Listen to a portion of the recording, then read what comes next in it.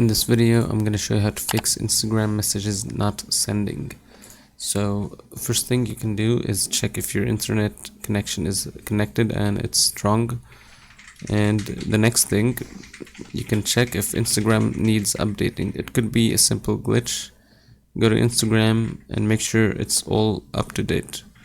After you do this step, you can check if your account in Instagram has any violation and check if Instagram has placed it on like a ban or something. So if you click on your profile and click at the top right and you scroll all the way down here, you're gonna click on account status and you can over here see if you have any violations.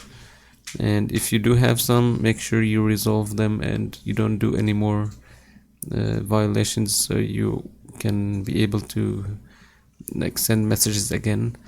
So after you do this step and you're still having issues, what you can do is leave Instagram and then simply delete and reinstall it, and this could actually fix the issue.